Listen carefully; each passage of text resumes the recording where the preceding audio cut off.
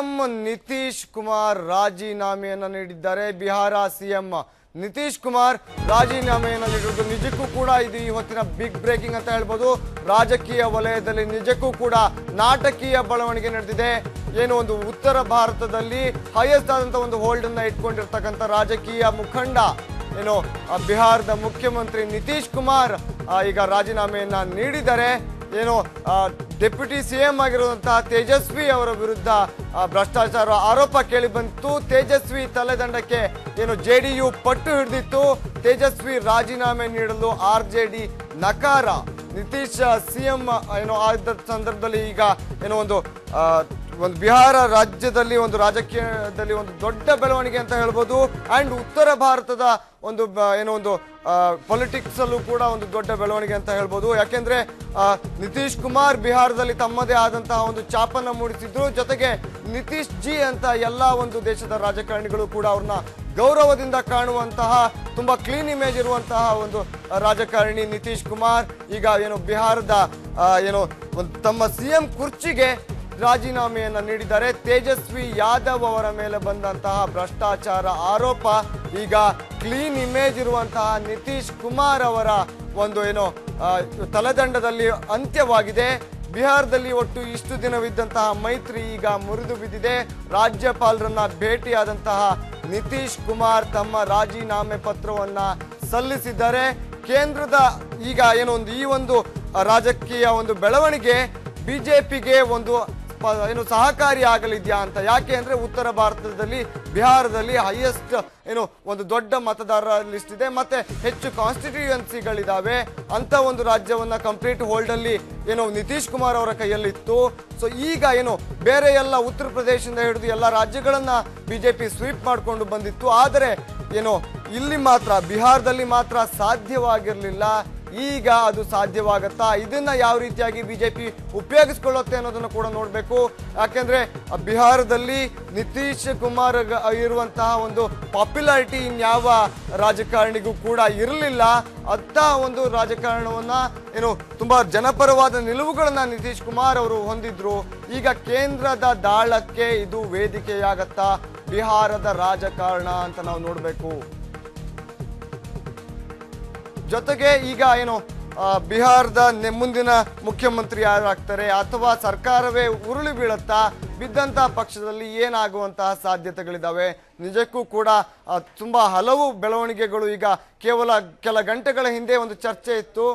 ಈಗ ಏನಂದ್ರೆ ಈ ರೀತಿಯಾದಂತಹ ಒಂದು ಬೆಳವಣಿಗೆ ಆಗಿರುವಂಥದ್ದು.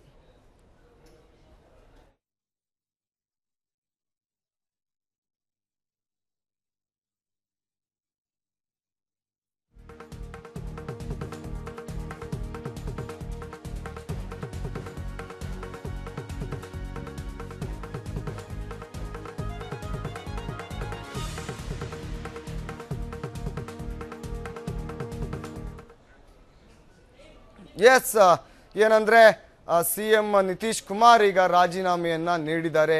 ಈಗ ಏನಂದ್ರೆ ಬಿಹಾರದ ಮುಖ್ಯಮಂತ್ರಿ ಸ್ಥಾನದಿಂದ ಕೆಳದಿರುವ ನಿತೀಶ್ ಕುಮಾರ್ ಅವರ ಮುಂದಿನ ನಡೆ ಏನು? ಒಂದೆಡೆ NDA ಹಲವು ದಿನಗಳಿಂದ ಅವರನ್ನ ಓಲೈಸುವ ಎಲ್ಲ ರೀತಿಯಾದಂತಹ ಪ್ರಯತ್ನವನ್ನ ಮಾಡ್ತಾ ಇತ್ತು. ಆದರೆ ಅದು ಸಫಲವಾಗಿರಲಿಲ್ಲ.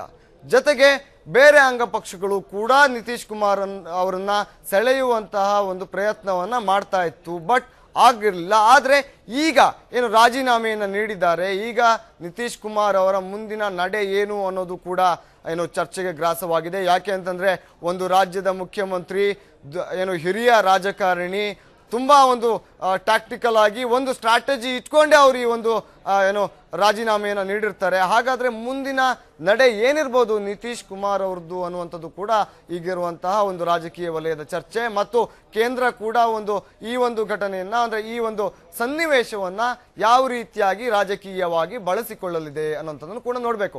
ಯಾಕೆಂದ್ರೆ UP ಅತಿ ದೊಡ್ಡ ರಾಜ್ಯವಾದ UPಯನ್ನ ಕಂಪ್ಲೀಟ್ ಸ್ವೀಪ್ ಮಾಡುವ ಮೂಲಕ ಬಿಜೆಪಿ ಏನು NDA ತಮ್ಮ ಏನೋ ಒಂದು ಕದಂಬ ಬಾಹುಗಳನ್ನ ಇನ್ನೂ ಕೂಡ ಜಾಸ್ತಿ ಏನು ಮಾಡಿಕೊಂಡಿತ್ತು. ಜೊತೆಗೆ ಉತ್ತರ ಪ್ರದೇಶ ಅಂತ ದೊಡ್ಡ ರಾಜ್ಯವನ್ನ ಹಿಡಿತದಲ್ಲಿ ತೆಗೆದುಕೊಂಡಿತ್ತು. ಅದಾದ ನಂತರದಲ್ಲಿ ಈಗ ಬಿಹಾರ್ಗೂ ಕೂಡ ಬಿಜೆಪಿ ಕಾಲಿಡತ್ತಾ ಅನ್ನುವಂಥ ಪ್ರಶ್ನೆ ಈಗ ಎದ್ದಿದೆ. ಜೊತೆಗೆ ನಿತೀಶ್ ಕುಮಾರ್ ಅವರು ಈಗ ಏನು ರಾಜೀನಾಮೆಯನ್ನು ನೀಡಿದ್ದಾರೆ, ಇದಕ್ಕೆ ರಾಜಕೀಯ ಬೆಳವಣಿಗೆಗಳು ಯಾವ ರೀತಿಯಾದಂತಹ ರೆಕ್ಕೆ ಪುಕ್ಕಗಳು ಇದಕ್ಕೆ ಬರಲಿವೆ ಮತ್ತು ಬಿಹಾರದ ರಾಜಕಾರಣ ದೇಶದಲ್ಲಿ ಯಾವ ರೀತಿಯಾದಂತಹ ಅಲ್ಲೋಲ ಕಲ್ಲೋಲವನ್ನು ಸೃಷ್ಟಿಸಲಿದೆ ಅನ್ನೋದನ್ನು ಕೂಡ ನೋಡಬೇಕಾಗತ್ತೆ. ಏನಂದ್ರೆ ನಿತೀಶ್ ಕುಮಾರ್ ಅವರು ಒಂದು ತುರ್ತು ಸಭೆಯನ್ನ ಕರೆದಿದ್ರು, ಆವಾಗಲೇ ಗೊತ್ತಾಗಿತ್ತು ಏನು ಬಿಹಾರದಲ್ಲಿ ಮತ್ತೆ ರಾಜಕೀಯ ಚಟುವಟಿಕೆಗಳು ಗರಿಗೆದರಿದೆ ಅಂತ. ಆದ್ರೆ ಅಲ್ಲಿ ಮುಂಚೆ ಎಲ್ಲರ ಒಂದು ಅಭಿಪ್ರಾಯ ಏನಾಗಿತ್ತು ಅಂತಂದ್ರೆ ತೇಜಸ್ವಿ ಯಾದವ್ ಅವರ ಭವಿಷ್ಯ ಇಲ್ಲಿ ನಿರ್ಧಾರವಾಗಲಿದೆ, ಯಾಕೆ ಅಂದ್ರೆ ಅವರ ಮೇಲೆ ಏನು ಭ್ರಷ್ಟಾಚಾರದ ಆರೋಪ ಇತ್ತು ಅಂತ. ಆದ್ರೆ ಇಲ್ಲಿ ದುರದೃಷ್ಟವಶಾತ್ ಒಂದು ತೇಜಸ್ವಿ ಯಾದವ್ ಅವರ ತಲೆದಂಡ ಆಗುವುದರ ಬದಲು ಸಿಎಂ ನಿತೀಶ್ ಕುಮಾರ್ ಅವರದ್ದೇ ತಲೆದಂಡ ಆಗಿದೆ. ನಿಜಕ್ಕೂ ಕೂಡ ಇದು ಏನೋ ಒಂದು ವಿಚಿತ್ರವಾದಂತಹ ಬೆಳವಣಿಗೆ ಅಂತ ಹೇಳ್ಬೋದು, ಅಥವಾ ಯಾರು ಅನ್ಕೊಂಡೇ ಇರಲಿಲ್ಲ ಇಂತಹ ಒಂದು ಬೆಳವಣಿಗೆ ಆಗತ್ತೆ. ದಿಢೀರಾಗಿ ಏನು ಬಿಹಾರ ಮುಖ್ಯಮಂತ್ರಿ ನಿತೀಶ್ ಕುಮಾರ್ ಅವರು ಏನು DCM ಮಾಡಿರುವಂತಹ ತಪ್ಪಿಗೆ ತಲೆದಂಡವಾಗಿ ನೈತಿಕವಾಗಿ ಅವರೇ ಬಿಟ್ಟು ನಡೀತಾರೆ, ಅವರೇ ಕುರ್ಚಿಯಿಂದ ಇಳಿದು ಹೋಗ್ತಾರೆ ಅನ್ನುವಂಥದ್ದು ನಿಜಕ್ಕೂ ಕೂಡ shocking.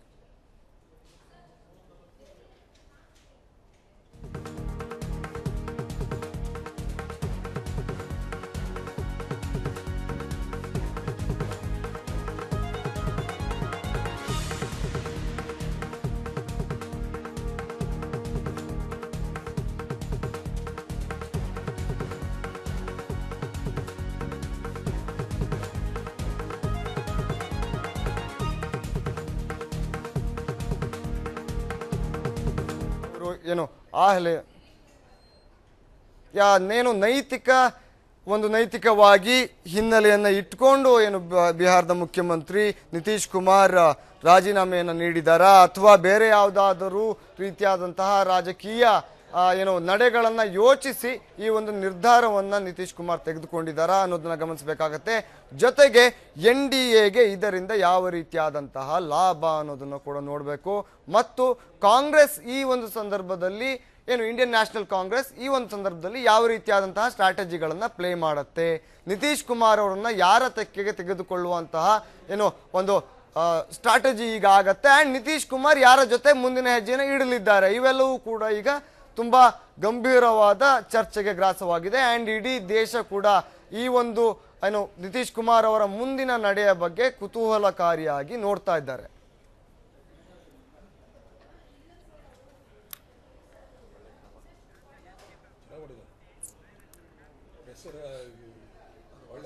Okay, Bihar CM Nitish Kumar ಈಗ ರಾಜೀನಾಮೆಯನ್ನ ನೀಡಿದ್ದಾರೆ.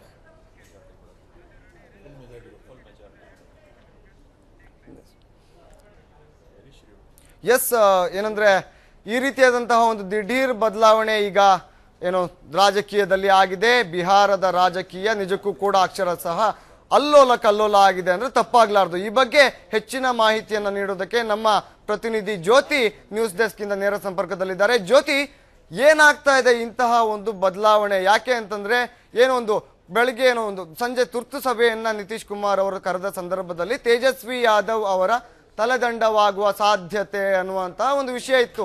ಆದ್ರೆ ಈಗ ಮುಂಚೆ ಇದ್ದಂತಹ ಒಂದು ಸಿನಾರಿಯೋ ಇತ್ತು, ಅದು ಕಂಪ್ಲೀಟ್ ಆಗಿ ಉಲ್ಟಾಗಿದೆ. ನಿತೀಶ್ ಕುಮಾರ್ ಅವರೇ ರಾಜೀನಾಮೆಯನ್ನು ನೀಡಿದ್ದಾರೆ. ಏನಾಗ್ತಾ ಇದೆ ಇದು ಜ್ಯೋತಿ? ಶರ್ಮಾ, ರಾಕೇಶ್, ಈಗಾಗಲೇ ನಾವು ನೋಡ್ತಾ ಇರಬಹುದು ಅಂದ್ರೆ ಹಲವಾರು ದಿನಗಳಿಂದ ಬಿಹಾರದಲ್ಲಿ ರಾಜಕೀಯ ಬಿಕ್ಕಟ್ಟು ಎದುರಾಗಿತ್ತು. ಸೊ ಇವತ್ತು ಬಿಹಾರ CM ನಿತೀಶ್ ಕುಮಾರ್ ಅವರ ನೇತೃತ್ವದಲ್ಲಿ ನಡೆದಂತಹ ತುರ್ತು ಸಭೆಯಲ್ಲಿ ಒಂದು ಪ್ರಮುಖವಾದ ನಿರ್ಧಾರವನ್ನು ತೆಗೆದುಕೊಂಡ್ರು. ಆ ಒಂದು ಸಭೆಯ ಹಿನ್ನೆಲೆಯಲ್ಲೇನೆ ನಿತೀಶ್ ಕುಮಾರ್ ಅವರು ಬಿಹಾರದ ರಾಜ್ಯಪಾಲರನ್ನ ಭೇಟಿಯಾಗಿ CM ಸ್ಥಾನಕ್ಕೆ ರಾಜೀನಾಮೆಯನ್ನ ನೀಡಿದ್ದಾರೆ. ಅಂದ್ರೆ ಅವರು ರಾಜೀನಾಮೆ ಕೊಟ್ಟಿರೋದಕ್ಕೆ ಅವ್ರು ನೀಡಿರುವಂತಹ ಕಾರಣ ಅಂತ ಹೇಳಿದ್ರೆ, ನನ್ನ ಸರ್ಕಾರದ DCM ಉಪಮುಖ್ಯಮಂತ್ರಿ ಮೇಲೆ ಭ್ರಷ್ಟಾಚಾರ ಆರೋಪವಿದೆ, ಸೊ ಆ ಒಂದು ಹಿನ್ನೆಲೆಯಲ್ಲಿ ನಾನು ರಾಜೀನಾಮೆಯನ್ನ ನೀಡ್ತಾ ಇದ್ದೀನಿ ಅಂತ ಹಲವಾರು ದಿನಗಳಿಂದ, ಅಂದ್ರೆ ತೇಜಸ್ವಿ ಯಾದವ್ ಮೇಲೆ ಏನು ಭ್ರಷ್ಟಾಚಾರ ಆರೋಪ ಇತ್ತು ಆ ಒಂದು ಗಳಿಗೆಯಿಂದನೂ ಇಲ್ಲಿವರೆಗೂ ಕೂಡ ಬಿಹಾರದಲ್ಲಿ ಅನೇಕ ರೀತಿಯಲ್ಲಿ ರಾಜಕೀಯ ಬದಲಾವಣೆಗಳು ಉಂಟಾಯಿತು, ರಾಜಕೀಯ ಬಿಕ್ಕಟ್ಟು ಕೂಡ ಉಂಟಾಯಿತು. ಇವತ್ತು ಬಿಹಾರ CM ನಿತೀಶ್ ಕುಮಾರ್ ನೇತೃತ್ವದಲ್ಲಿ ನಡೆದ ತುರ್ತು ಸಭೆಯಲ್ಲಿ ಈ ಒಂದು ಪ್ರಮುಖ ನಿರ್ಧಾರವನ್ನು ತೆಗೆದುಕೊಳ್ಳಲಾಯಿತು. ತೇಜಸ್ವಿ ಯಾದವ್ ಅವರು ಭ್ರಷ್ಟಾಚಾರ ಆರೋಪದಲ್ಲಿ ತೊಡಗಿದ್ದೆ ನನ್ನ ಸರ್ಕಾರಕ್ಕೆ ಎಲ್ಲೋ ಒಂದ್ ಕಡೆ ಕಳಂಕ ಆಗುತ್ತೆ ಅನ್ನೋ ನಿಟ್ಟಿನಲ್ಲಿ, ಅಂದ್ರೆ ತೇಜಸ್ವಿ ಯಾದವ್ ಅವರು ರಾಜೀನಾಮೆಯನ್ನು ಕೊಡಬೇಕು ಅನ್ನೋ ನಿಟ್ಟಿನಲ್ಲಿ ರಾಜೀನಾಮೆಯನ್ನು ಕೊಡಬೇಕು ಅಂತ ಹೇಳಿ ಬಿಹಾರ CM ನಿತೀಶ್ ಕುಮಾರ್ ಅವರು ಹಾಗೂ JDU ಕೂಡ ಒತ್ತಾಯಿಸಿತ್ತು. ಆದ್ರೆ ಎಲ್ಲೋ ಒಂದ್ ಕಡೆ RJD ತೇಜಸ್ವಿ ಯಾದವ್ ಅವರು ತಾವು ರಾಜೀನಾಮೆಯನ್ನ ಕೊಡೋದಿಲ್ಲ ಅಂತ ಬಿಗಿ ಪಟ್ಟು ಹಿಡಿದಿದ್ರು. ಸೊ ಅವರ ತಲೆದಂಡವನ್ನ ನೀಡೋದಕ್ಕೆ ಈಗಾಗಲೇ ಬಿಹಾರ ಸಿಎಂ ಸ್ಥಾನಕ್ಕೆ ನಿತೀಶ್ ಕುಮಾರ್ ಅವರು ರಾಜೀನಾಮೆಯನ್ನ ಕೊಟ್ಟಿದ್ದಾರೆ. ಅಂದ್ರೆ ಮಹಾ ಮೈತ್ರಿ, ಮಹಾಗಠಬಂಧನ್ ಮೈತ್ರಿಗೆ ಈಗಾಗಲೇ ಇನ್ನೇನು ಫುಲ್ ಸ್ಟಾಪ್ ಬೀಳುವಂತಹ ಎಲ್ಲಾ ಲಕ್ಷಣಗಳು ಕೂಡ ಕಂಡು ಬರ್ತಾ ಇದೆ. ಶರತ್, 2 ವರ್ಷಗಳ ಕಾಲ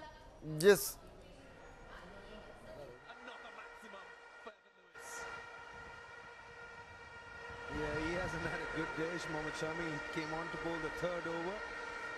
And Chris Lewis started going at that stage, and this is the first ball. He's picked it up so beautifully. There are times that you pick a certain bowler easier. You know, you pick those actions and you can pick lengths much quicker. And that's exactly what I've seen today with Shami bowling to Lewis. In the air and a boundary again.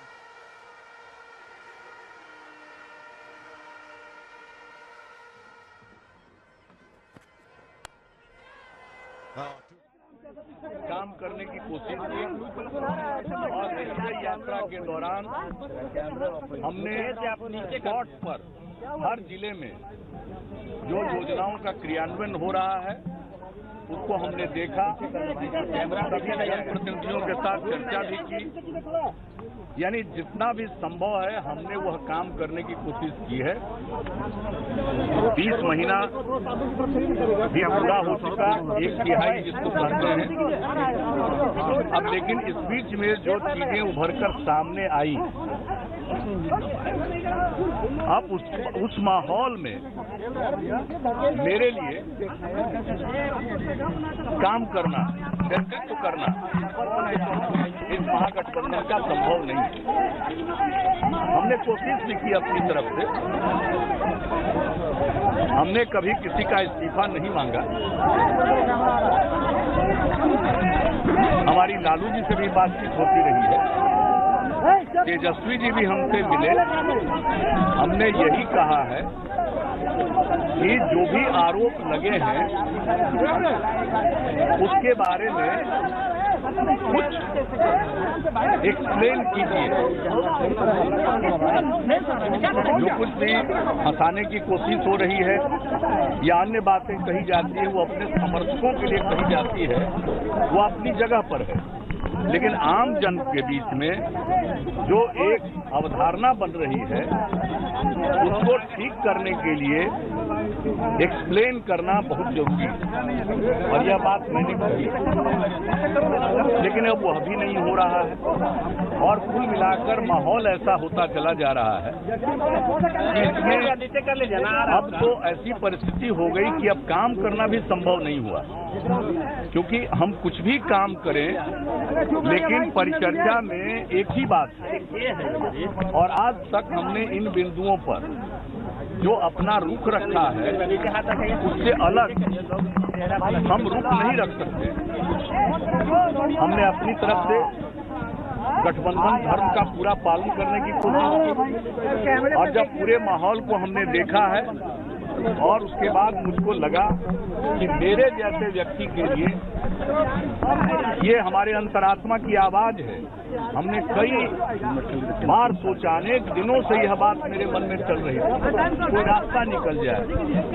हमने राहुल जी से भी बातचीत की और आप सब जानते हैं उनका भी अब तक का जो रुख रहा है उसको देखते हुए, क्योंकि उन्होंने ऑर्डिनेंस फाड़ा था, तो ये सारी बातें थी, इसको देखते हुए कुछ ऐसा तो कीजिए।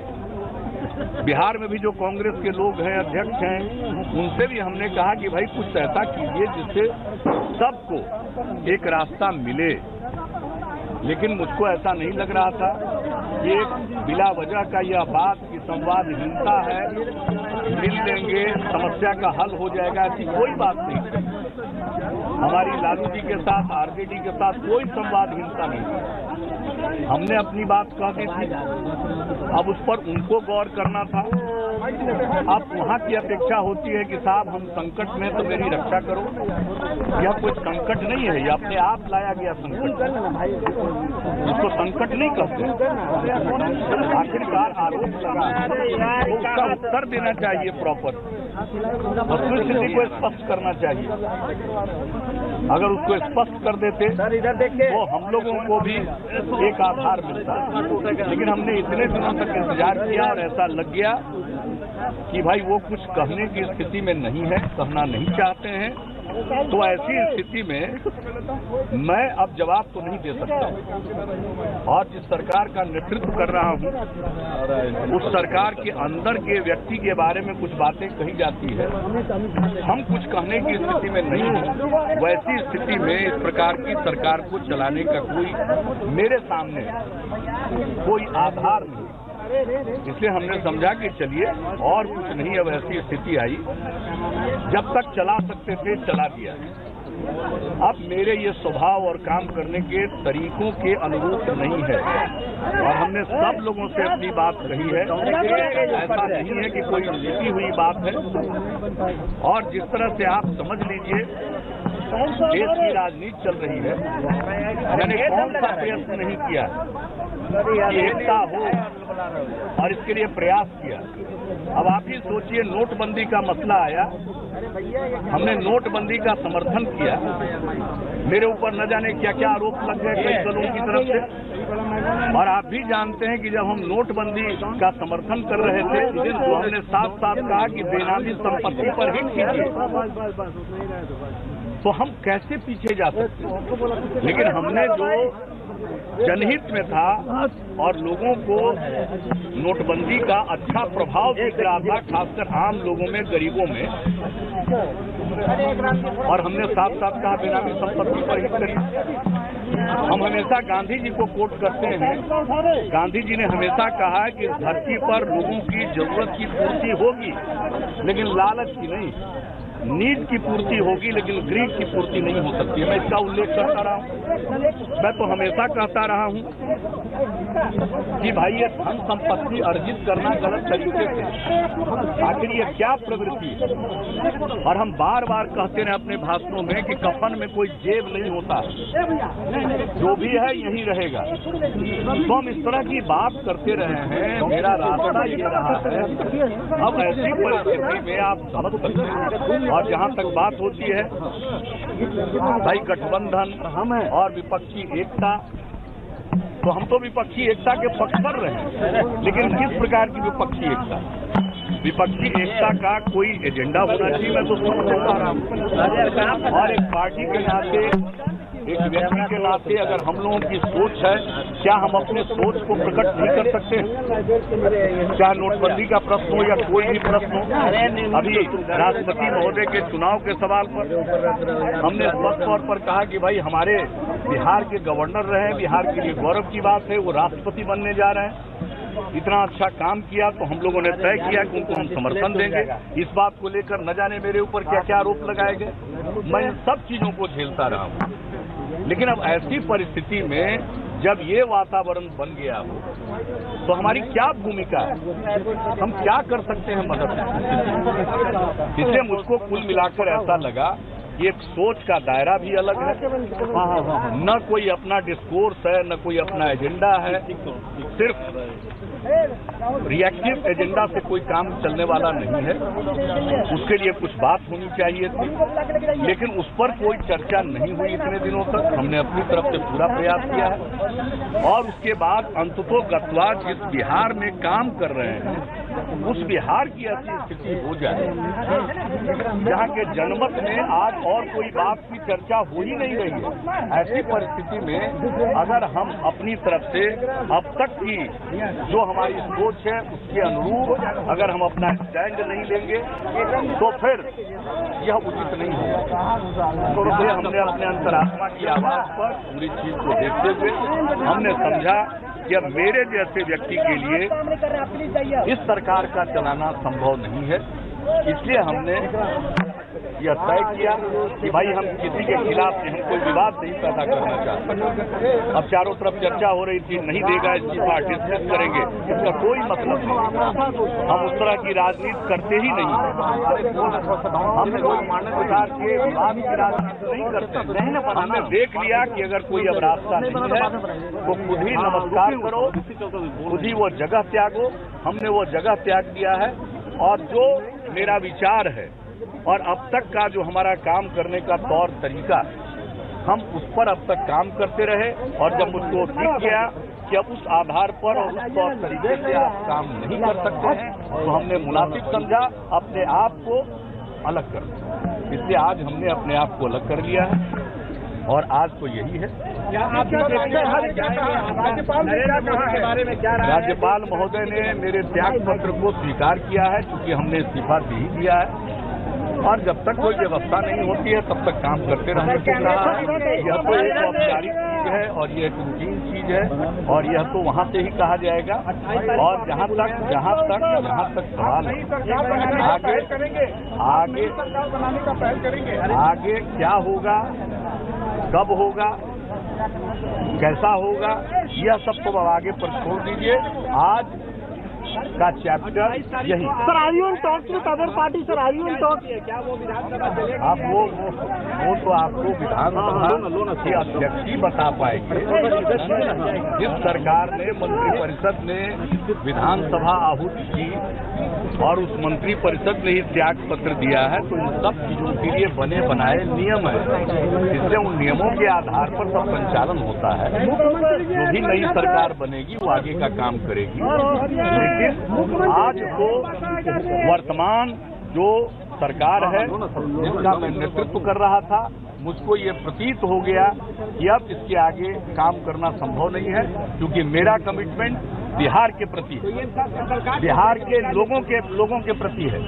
बिहार का विकास, न्याय के साथ विकास के प्रति मेरा कमिटमेंट है और हम उस कमिटमेंट को अब आगे ऐसी परिस्थिति में निभा नहीं सकते हैं, उस काम को आगे बढ़ा नहीं सकते हैं तो आज की परिस्थिति में ऐसी सरकार का नेतृत्व करना मेरे लिए संभव नहीं है। मैं किसी को कोई ब्लेम नहीं कर रहा हूँ। मैंने तो अपने आप ये सोच लिया कि अब मेरे लिए यह संभव नहीं है और हमने पूरा प्रयत्न किया है पिछले 15 दिनों में जो भी संभव है सब तरह से प्रयत्न किया कि कोई रास्ता निकले, लेकिन सारी बातें सतही हो रही थी और वैसी सतही बातों से हम लोगों को फेस नहीं करते। लोगों के सामने हम जाएं और हम अपनी मान्यताओं के अनुरूप अगर अपने आचरण को प्रदर्शित नहीं कर सकते हैं तो वो कैसा पब्लिक लाइफ? हम लोग तो शुरू से बोलते रहे लोकतंत्र लोक लाभ से चलता है। अब इस पर कोई सवाल उठाएगा तो क्या उठाएगा? हमने कहा नोटबंदी के साथ साथ बेनामी संपत्ति पर हमला किया, तो मैं क्या जवाब दूंगा? ऐसी परिस्थिति में मेरे लिए मैं किसी को कोई ब्लेम नहीं कर रहा हूँ। जिनको जितना ब्लेम करना है वो ब्लेम करें, लेकिन मेरे लिए अब तक जहाँ तक संभव था हमने किया है और जितने लोगों ने अब तक सहयोग किया मैं उन सबों को धन्यवाद देता हूँ। लेकिन नहीं, ये सब कोई चीज नहीं है। 20 महीना कोई मामूली पीरियड नहीं, 1/3 पूरा हो चुका, उसके आगे बढ़ा हुआ 1/3 पीरियड हमने चला दिया ठीक से। गवर्नेंस के मामले पर कोई ज्यादा उंगली नहीं उठी है। कई तरह की कठिनाइयों को हम झेलते रहे, वो एक अलग बात है, लेकिन हमने हमेशा ध्यान रखा कि विकास हो, लोगों की हम खिदमत करें, वो करते रहे। लेकिन अब पूरा का पूरा परिदृश्य बदल गया, अब पूरा का पूरा डिस्कोर्स बदल गया। तो ऐसी परिस्थिति में इस सरकार का नेतृत्व करना मेरे लिए संभव नहीं था, इसलिए मैंने त्याग पत्र दे दिया है। बीजेपी के साथ जा सकते हैं क्या? बीजेपी के साथ सरकार बनाने की पहले भाई अब क्या होगा, अब इसके लिए सब आगे ना आप देखते रहिए। अभी तो जो होना था वो हो गया। आज तो अब एक चीज पर जो भी होना था उसकी तार्किक परिणति हो गई। अब इसके बाद क्या होता है, अगर कोई भी बिहार के हित में होगा, कोई भी चीज बिहार के हित में होगा, बिहार के न्याय के साथ विकास के हित में होगा, उस पर हम लोग जरूर विचार कर निर्णय लेंगे। अगर ऐसी कोई बात आती है जो बिहार के हित में होगा, हम वो जरूर फैसला लेंगे। लेकिन मेरे पॉलिटिकल जिसको कहिए कि एक्टिविटी अब तक जितनी रही है, इसमें जो मूल सिद्धांत है उसके साथ कोई समझौता करना मेरे लिए संभव नहीं है। मैंने बहुत ही हमने खिदमत की है, बहुत ही सेवा की है।